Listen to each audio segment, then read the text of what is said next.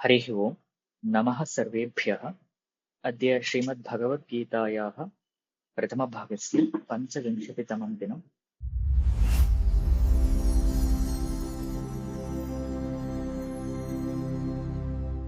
अत्र गतकक्ष्यायां वयम् एकं श्लोकं दृष्टवन्तः।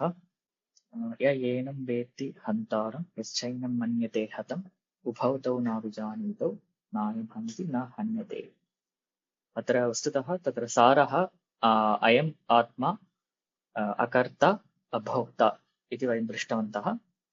तथा अनात्मा कर्ता भवति, अनात्मा भोक्ता भवति इत्यपि वयं दृष्टवन्तः। तत्र पुनः विचारः कश्चन कृतः अग्रे।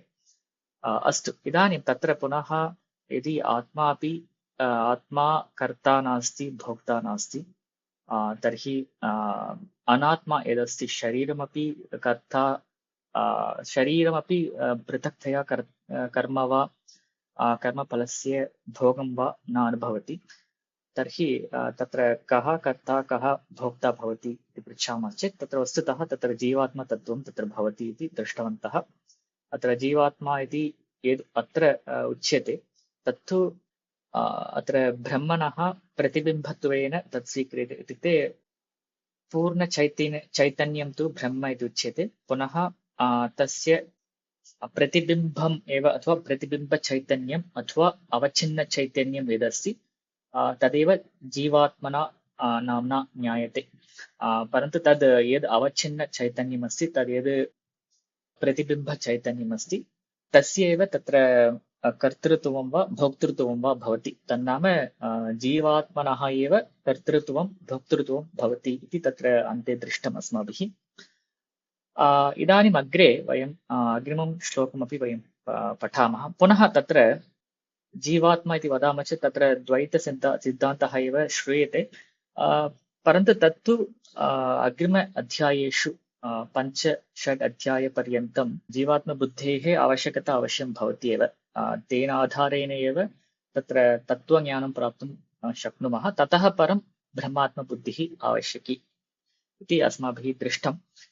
इदानीं पुनः अद्यतनपाठं प्रति गच्छामः। द्वितीयाध्यायस्य 20तमः श्लोकः।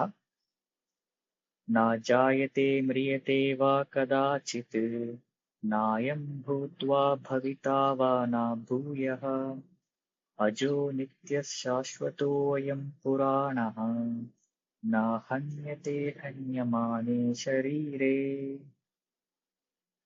अत्र पदच्छेदः न जायते म्रियते वा कदाचित् नायं भूत्वा भविता वा न भूयः अजः नित्यः शाश्वतः अयं पुराणः न हन्यते हन्यमाने शरीरे।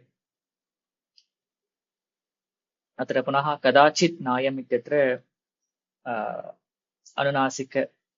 अनुनासिकादेशः भवति। ततः परं नायं भूत्वा पुनः अनुस्वारसन्धिः। अग्रे अजो नित्यः पुनः विसर्गस्य उत्वे पुनःसन्धिः।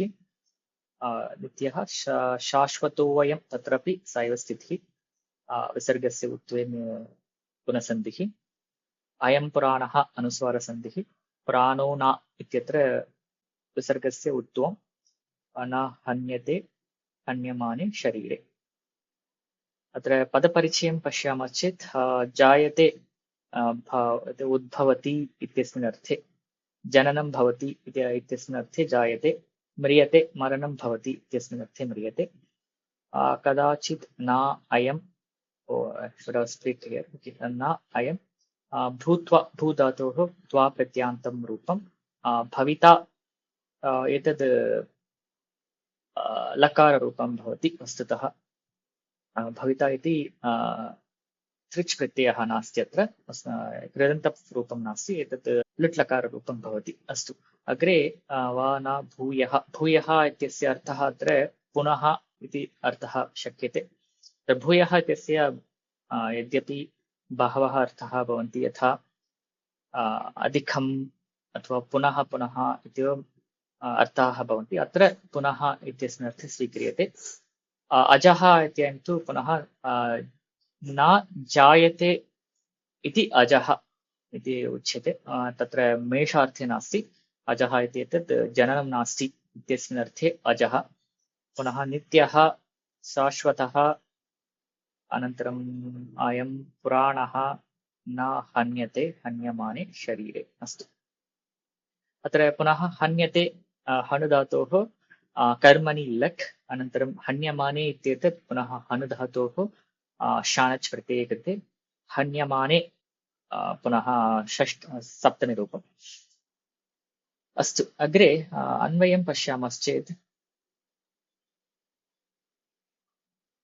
अत्र अयं कदाचित् न जायते, अयं कदाचित् च न म्रियते।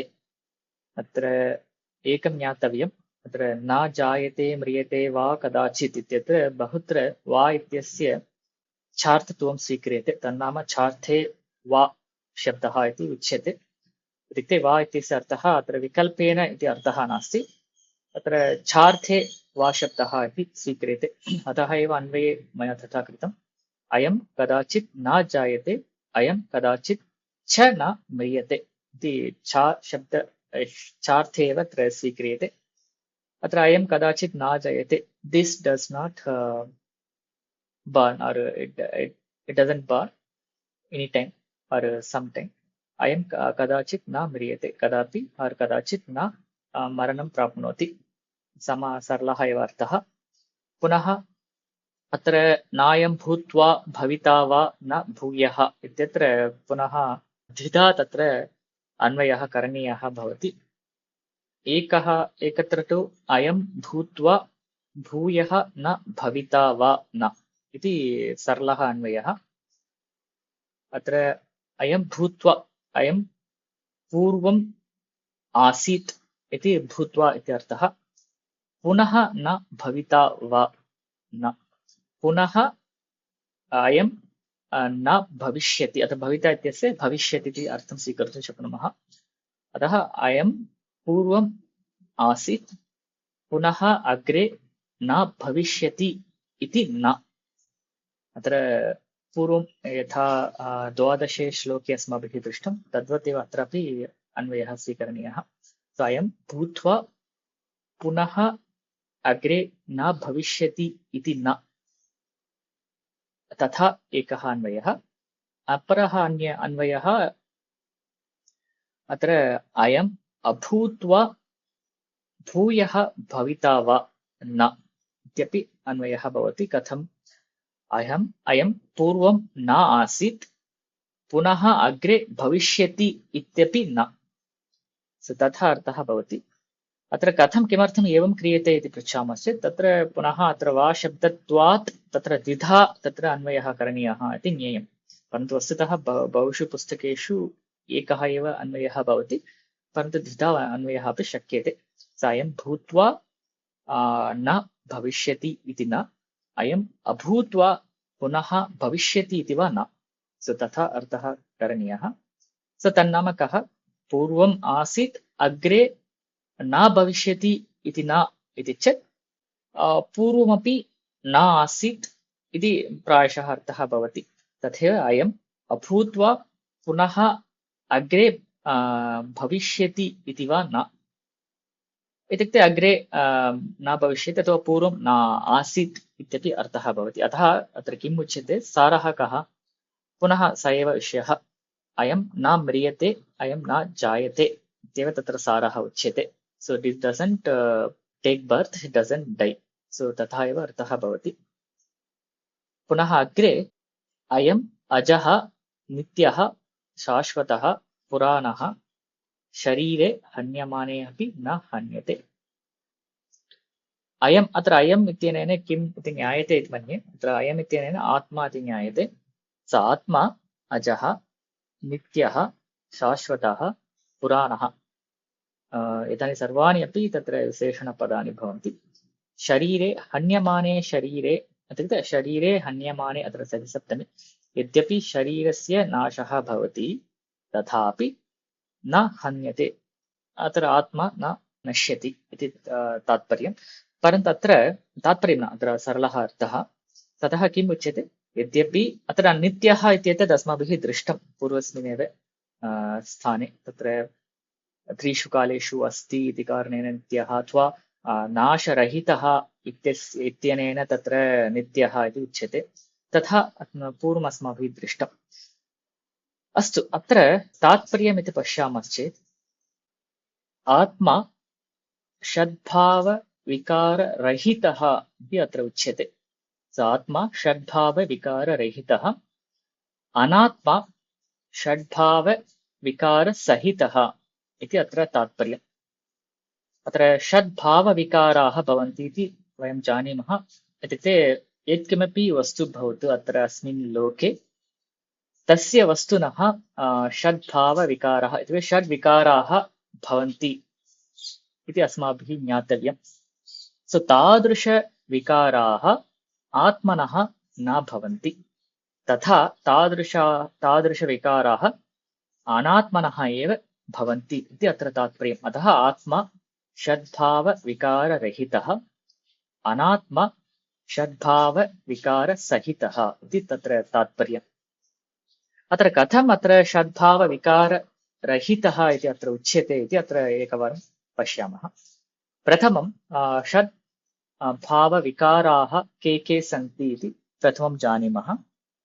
तत्र क्रमेण अयमेव क्रमः तत्र भवति। अत्र अनात्मनः षड्भावविकाराः भवन्ति इति चेत् न केवलं शरीरस्य, वस्तुतः सर्वेषां वस्तूनामपि इमे विकाराः भवन्ति इति ज्ञेयम्। अतः अत्र क्रमेण पश्यामश्चेत् अस्ति, जायते, वर्धते, परिणमते अथवा विपरिणमते, अनन्तरम् अपक्षीयते, अनन्तरं नश्यति इति षड् विकाराः भवन्ति। सो अस्ति नाम यद् जन्मनः प्राक् स्थितिः या अस्ति तदेव तत्र अस्ति इति उच्यते। इत्युक्ते वयं शरीरम् इति स्वीकुर्मश्चेत् शरीरस्य जन्मनः प्राक् स्थितिः गर्भस्थः भवति खलु, तत् गर्भस्थितिः एव अत्र अस्ति इति उच्यते। तदस्ति, अनन्तरम् अस्ति स्थितेः तत्र जननं भवति, तद् जायते इति उच्यते। शरीरं जायते, शरीरस्य जननं भवति। पुनः वर्धते इति उच्यते। वर्धते नाम शरीरस्य वृद्धिः भवति, वर्धनं भवति, इट् ग्रोस्। पुनः शरीरं विपरिणमते, so it actually changes, it modifies itself. So it is not growing, but it changes. That is actually called viparinamaha. So viparinamate. The next stage is apakshiyate. It decays after some time. Then tataha param nashyati. Then it becomes destroyed. So tatha षड् विकाराः शरीरस्य भवन्ति, तथा सर्वेषां वस्तूनामपि भवन्ति। अतः एव षड्भाववस्तुविकाराः एव उच्यन्ते इमे। अस्तु, एतादृशविकाराः आत्मनः न सन्ति इति अत्र भावः। अत्र कथम् उच्यते इति पृच्छामश्चेत् अत्र अजः इत्यनेन जन्मरहितः इति अत्र उच्यते। अत्र अस्य जन्म नास्ति, न जायते। अत्र साक्षात् एव उक्तं, न जायते न म्रियते, तन्नाम it doesn't get birth, it doesn't die. So अत्र जननं न भवति, तथा मरणमपि न भवति, तन्नाम नाशः अपि नास्ति, जननमपि नास्ति इति साक्षात् उक्तम्। एतद् त्रिवारम् उक्तम् अस्मिन्नेव श्लोके। नायं जायते म्रियते वा कदाचित् एकवारं, द्वितीयवारम् अत्र नायं भूत्वा भविता वा न भूयः, अत्रापि न जायते म्रियते इत्येव उच्यते। पुनः अजः नित्यः इत्यत्र अपि न जायते म्रियते इत्येव उच्यते। So this is where the discussion comes. Is it a punarukti dosha? Because this is told multiple times. The same thing is said in multiple times with different wordings or styles. So it's not the punarukti dosha because as it is an important thing, he actually wants to reiterate it multiple times. So that's the answer. It's not the punarukti dosha. That's what actually discussed in the Vyakyas at the bottom. So atra all these till here, it's the same thing. So ajaha nityaha or na jayate mriyate. So that is what is explained in this selected part. Astu agre kim uchyate शाश्वतः. अत्र शाश्वतः इत्यस्य अर्थं पश्यामः. शाश्वतौ नाम सर्वदा अस्ति इति अस्माभिः ज्ञायते, परन्तु अत्र कः अर्थः इत्युक्ते अपक्षयरहितः शाश्वतः इति उच्यते. यस्य अपक्षयः, यस्य one which does not decay over the period, that is shashvatam. So one which stays as it is for longer time or eternally, that is shashvatam. So shashvatah नाम अपक्षयरहितः शाश्वतः अथवा अनपक्षयः शाश्वतः इति उच्यते. किमर्थम् अपक्षयरहितः इति उच्यते चेत् तत्र पुनः कारणं तु निरवयवत्वात् तथा निर्गुणत्वात् च अपक्षयरहितः अतः शाश्वतः इति उच्यते. So it doesn't decay over the period just because it doesn't have any avayava or it doesn't have any quality. Or quality in the sense gunaha iti, I am giving a literal translation. So sasya gunaha nasanti, asya avayavaha nasanti, avayavarahitatvat gunarahitatvat cha atra शाश्वतः इत्युक्ते अपक्षयरहितः इति उच्यते. अतः शाश्वतः इति भावः. So अतः किं just a word शाश्वतः which means आत्मा शाश्वतः, आत्मा अपक्षयरहितः, आत्मा निरवयवः, आत्मा निर्गुणः. So all these properties are actually explained in the shashvata. So in simple, shashvata means which doesn't get decay. So that is one stage of the six stages, right? And again, Puranaha iti pashyamah chet tad yet yatha asit arambhe tatheva adya paryantam asti iti vaktum tatra Purana shabdah. Itukte tasya vardhanam na jatam iti tatra bhavaha. So it didn't grow as it was before, the same way it is here now. So tatha uchyate Puranaha iti. So तन्निमित्तमेव अत्र पुराणानामपि पुराणशब्दः प्रयुक्तः तथैव. So पुराणकाले यथा आसीत् तद् तथैव अद्यापि अस्ति इत्यस्मिन् अर्थे. इत्युक्ते पुरापि नवम् इति विवरणं तत्र दीयते. So तथा अत्र पुराणं नाम वृद्धिः न जाता अथवा वृद्धिः न जायते इति तत्र तात्पर्यम्. So तन्नाम न वर्धते इति पुराणः. पुनः अग्रे न हन्यते. अत्र न हन्यते इत्यनेन तत्र हननक्रियया तत्र परिणामः वस्तुतः भवति शरीरस्य. तथा विपरिणामः न भवति इति अत्र हन्यते इत्यनेन उच्यते. अतः आत्मनः विपरिणामः अपि न जायते. अतः आत्मनः जन्म नास्ति, आत्मनः मृत्युः नास्ति, आत्मनः विपरिणामः नास्ति, आत्मनः अपक्षयः नास्ति, पुनः आत्मनः वृद्धिः अथवा वर्धनमपि नास्ति इत्येवं तत्र उच्यते. अतः आत्मा षड्भावविकाररहितः इति अत्र तात्पर्यम्. अत्र एकवारम् एतत् पठामः. स न जायते न उत्पद्यते जनिलक्षणा वस्तुविक्रिया न आत्मनि विद्यते इत्यर्थः. तथा न म्रियते वा. अत्र वा शब्दः छार्थे प्रयुक्तः. न म्रियते च इति अन्त्या विनाशलक्षणा विक्रिया प्रतिषिध्यते. पुनः कदाचित् शब्दः सर्वविक्रियाप्रतिषेधैः सम्बध्यते, न कदाचित् जायते, न कदाचित् म्रियते इत्येवम्. यस्मात् अयमात्मा भूत्वा भवनक्रियाम् अनुभूय पश्चात् अभविता अभावं गन्धा न भूयः पुनः तस्मात् न म्रियते. And again, यो हि भूत्वा न भविता स म्रियते इत्युच्यते लोके.